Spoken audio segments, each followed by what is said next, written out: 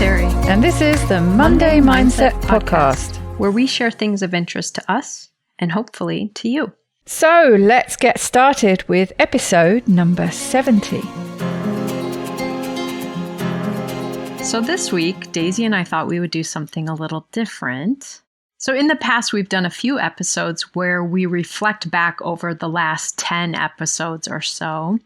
And this time we thought instead of doing that, we would just share some thoughts, experiences, laughs, and reflections about the whole process of doing this podcast and what this past, oh wow, Daisy, it's been almost a year and a half now of doing this.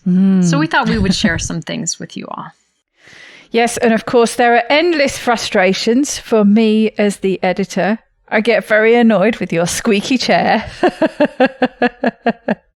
We did talk about when we first started the podcast, because we know how many people like video these days and how many podcasts out there have the video of the podcast on YouTube. And we did talk about it, didn't we? The possibility of recording video at the same time. But we both decided it probably wasn't a good idea. And having obviously heard behind the scenes, I think it's definitely not a good idea. It is definitely not a good idea because I don't think listeners really understand how much editing you do. Folks, Daisy is like a masterful editor because we fumble around. There are these weird pauses. We talk over each other. You know, my squeaky chair, she has seagulls in the background. Bets is snoring. Now in my urban environment, there are all sorts of noisy neighbor noises. Or I can't figure out what thing I want to share next, and I start peeling off a few expletives. So I am always shocked when the actual episode comes out, because I can't believe she gets something that sounds so coherent from the 45 minutes, hour and a half conversation that we had while recording that episode. So you all would not want to see this live on YouTube. There would potentially be some funny outtakes. I've done the odd recording, haven't I? Where I've taken a snip that's quite funny and I've done a little outtake for the lovelies. But no, I think overall there would be so much editing required of the video as well. Yes. That it would just, one, be endless amounts of work, and two, not actually be that great for the people at home anyway. Absolutely. As we speak right now, I'm working very hard to not move in my chair because I have a chair that squeaks and it swivels.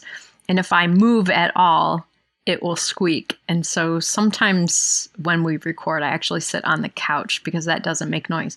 But then I have to contend with a dog poking me or jumping in my lap or something.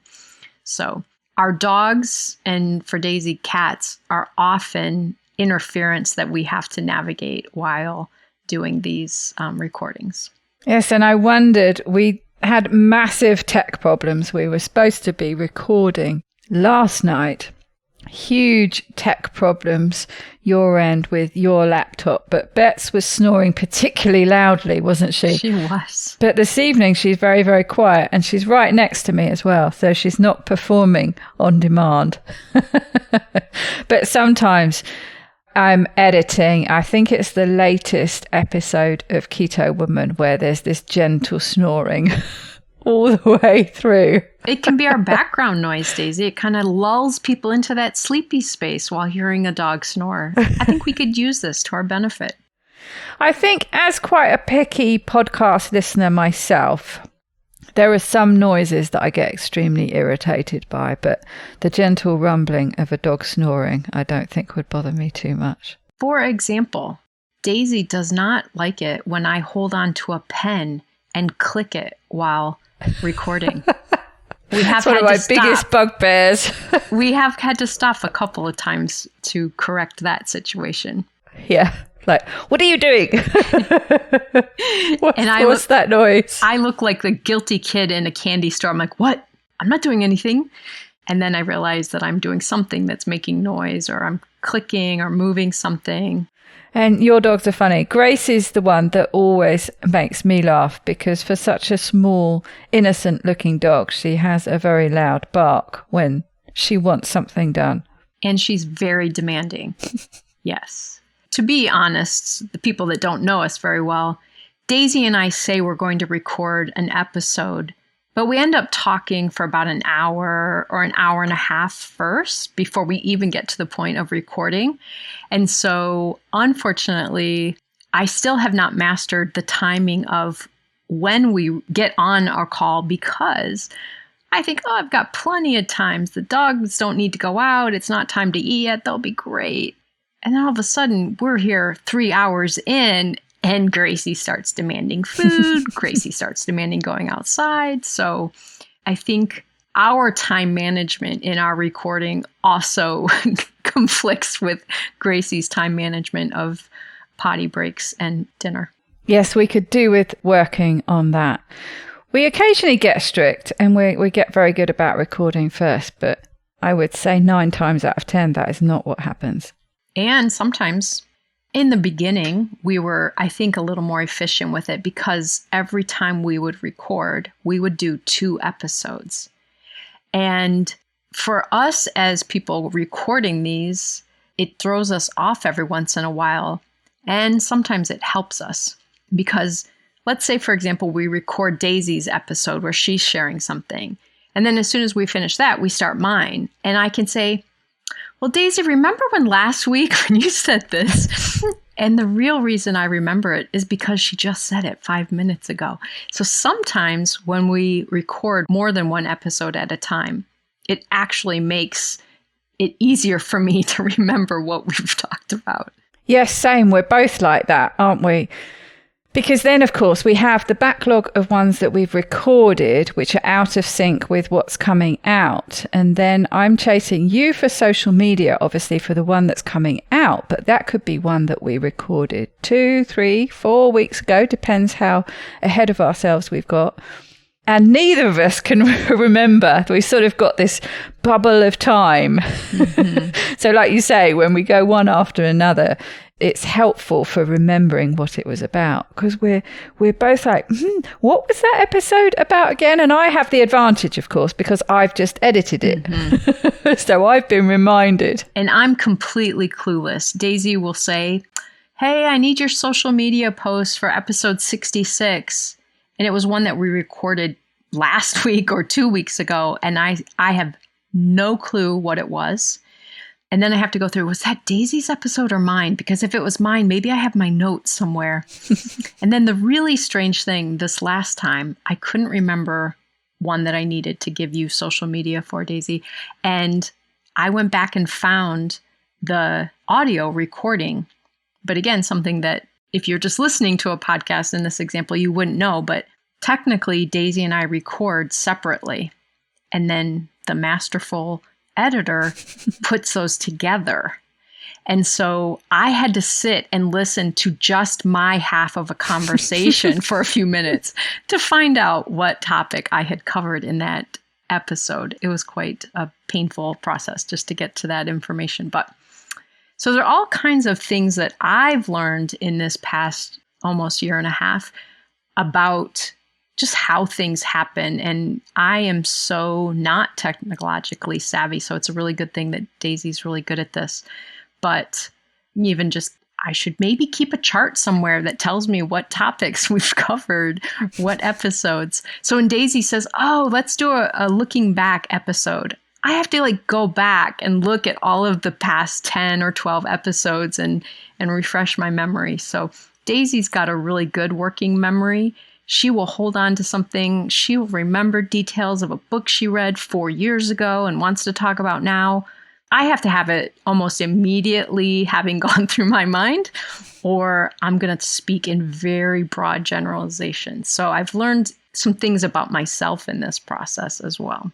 Oh, I'm not very good at specific details. I'm that kind of person who says, well, you remember that thing that was kind of about that thing, and it was that whatchamacallit bloke who did this, who was in that film, from the other year that was about, I can't remember exactly what. But I don't know, Daisy. I'm often like that. Neither of us have great memories, though. We used to make each other laugh all the time when we first started recording. We intentionally wanted quite a short introduction. We didn't want it to be too lengthy. I'm sure a lot of the people at home, I've certainly done it with these people who have a really long introduction, quite often have some adverts. You just skip through all that stuff. You don't listen to it. So we wanted to keep it short, as the podcast is quite a short form. And we have 2 or 3 lines each maximum. Could we remember that? We had to write our scripts out. And if we didn't have it in front of us, we'd invariably get it wrong. Now, of course, we just use a standard one, actually, for some of it. So we don't even have to remember it anymore. And Daisy, do you remember in the beginning, even before we got to that part where we would forget what to say? And again, folks, we're talking about we each had one sentence to say. And then I would say, oh, I don't remember how I usually say it. Is it these words or these words? And I'd actually have to go look for it. Again, one easy sentence. But even prior to getting to that, remember we would both say, and this is Monday Mindset Podcast. And we would try to say it at the same time. And then you asked that we say it separately so you could blend it. Yeah, because we used to just put each other off and try and match the other one, and it wouldn't work. So it's, nope, just do it separately. But then I tried to match you. So you would say, Monday Mindset Podcast. And then I would say, Monday Mindset Podcast. Like I was trying to get your same rhythm, and you were the one that could hear how off it was while you were editing. But yeah, we've come a long way from some of those early logistics. And then, of course, we just make each other laugh because we get into such a way of saying it the same sort of way every time. And then a friend of mine said that her husband listened to it and said that we sounded like late night radio DJs. So, of course, that just sort of built a stereotype in my mind. You won't know that the sketch I'm referring to. I'll have to send you there must be a clip on YouTube or something. And I see, this is me. See, I can't remember the details. I can't even remember the show that it came from. But they were called Smashy and Nicey. And they were very typical late night Radio 2 style DJs. And so it's always just made me think of that. So we just have fallen into these sort of cliched, stereotypical, and we make each other laugh as we come out with it, because sometimes we try to change it a bit. And then I always just imagine you get to have a second laugh when you go back and listen to it to edit it. And then that's usually when she makes the funny outtakes. Yeah. And shares them. And then I'm laughing hysterically. Oftentimes those are even funniest because it's like one of us can't pronounce a word. Yeah. And we try 3 times. And by the time we're done, we're swearing and the other one's cracking up, or just a total miss of a word that we say or a concept that we totally just are so off in trying to say, and just start cracking up. There are some funny bits that I leave in sometimes, for that reason. But a lot of them, yeah, it's just usually us going off on a bit of a swearing tirade, which I'm not sure would be completely fitting. That's a different podcast that we could do. So if anyone's wondering if a video of the podcast is going to be something that's coming soon, we can assure you it isn't. It will not. Another thing that this brings up for me, Daisy, is every once in a while I get an invitation to be on a different podcast or part of a summit. And when they invite me and they say it will be recorded video and audio, and then I ask, will it be edited? And they say no. It strikes panic in me because I'm like, I can't do this without Daisy fixing everything I say. This won't work.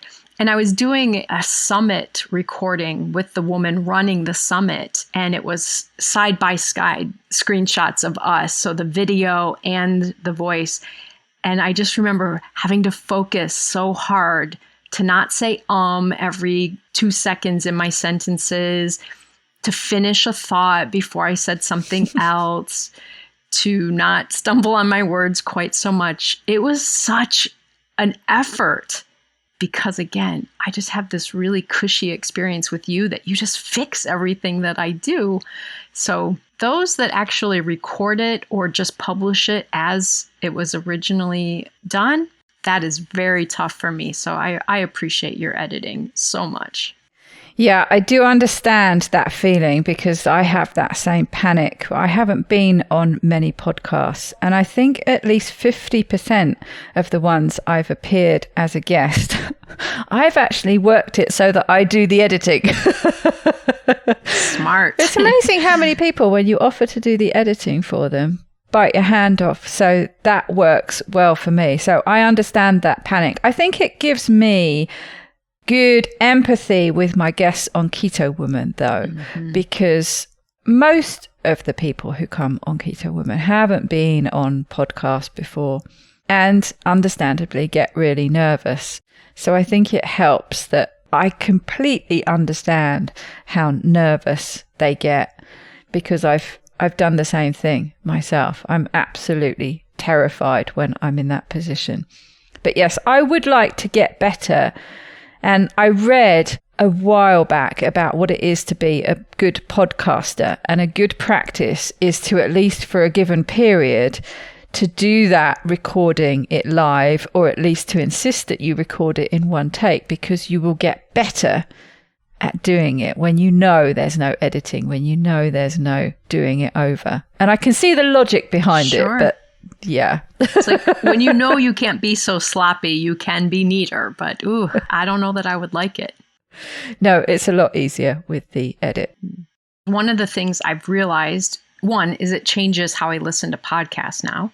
Because I don't just willy-nilly listen. Sometimes I do, but I kind of intentionally choose. But I've also started to notice so much that someone who's got a new book out, or someone that's just kind of hot in the self-help or entrepreneurial media or something, you'll find them on 5 or 6 podcasts around the similar time. And it's always tempting for me to feel like I need to listen to all of those, versus the recognition that they're similar conversations. They will be a little bit unique depending on who's interviewing them. But that whole thing about feeling like maybe I'm not going to capture the right message and I better go listen to more. Wait, maybe I should listen to that again. And I actually think our episodes are better when they're not so, when I don't do so much scrutinizing of that. No, same. I have a tendency to make too many notes and for it to be too scripted. There's that balance, isn't there? And I find it difficult going between the two, of making too many notes and it sounding a bit too scripted, and having just the bullet points, if you like, and then talking off and around those points, which is much more natural. It would be much more the conversation we'd have if we weren't recording. But then I don't feel like I can rely enough on my memory to remember all the bits that need to go in. So yes, I'm still struggling to find that balance between the two. It helps when it's a subject like the week when we talked about Gretchen Rubin and 4 tendencies. That was a lot easier for me because it was a subject that I was very familiar with. So I could go a lot more off plan with that. I compare it a little bit. For me, it's kind of like telling a story. I have a little bit of a ADD tendency. And so I'll know where I want to get in the story. And I'm kind of lining it up in my head of how to tell you the story. But all of a sudden I realize I forgot an important detail that would help this part of the story make sense. And so then I circle back and then I say, oh, wait a minute. So this and I go back and keep filling in. And that's how I feel like if I don't have some structure to what I plan to say, I'm going to have to keep hopping back and say, oh, wait, I forgot. They said this really important thing that makes this all make sense. So, yeah, I think both you and I, we talk about that sometimes, how it's challenging to figure out the right balance of being well prepared and having a lot written down so that we know what we want to talk about versus just reading from what we wrote down. And it's kind of a joke I think for the listeners that they don't get to see this part, but I'll say, okay, Daisy, this time I have 4 bullet points, so we're just going to go with it. And then Daisy will raise a paper, or actually like 4 pages of outline with detailed notes, front and back. I'm like, oh my gosh.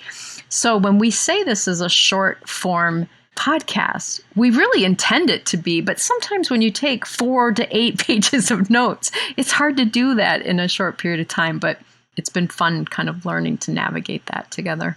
That's right. And of course, you also get, I think we're both like this, where, oh, that didn't go like I planned it to go. And I sort of thought things in my head that I forgot to say, and it wasn't anywhere near as good as it was in my head. And, oh, that was awful. Maybe we need to think about doing it again.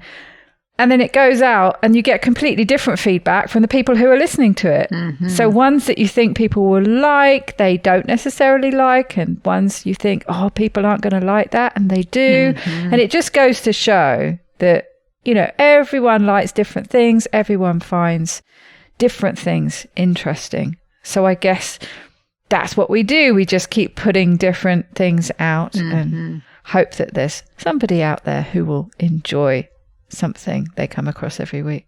So Daisy, as you think about moving forward, anything you want to do differently or ideas you have about, do we keep doing the same things we're doing? Do we make some changes or anything?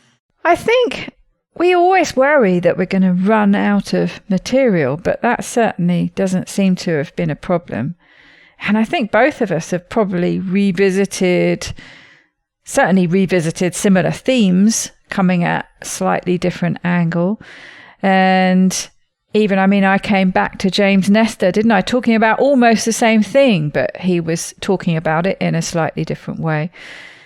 So I can't think of anything really to change other than things I would like to improve about the way I work. Like we were just talking about, finding that balance between taking too many notes and talking a bit more off the cuff, and maybe working towards making a bit less editing for myself at the end. I take a lot more editing than you do. Oh, that's good to know.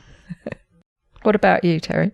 I think one of the things, again, maybe similar to you, I don't think there's necessarily something that I feel like isn't working and we need to switch it up and do it this way. I think it's more things that I need to remember or be open to doing differently.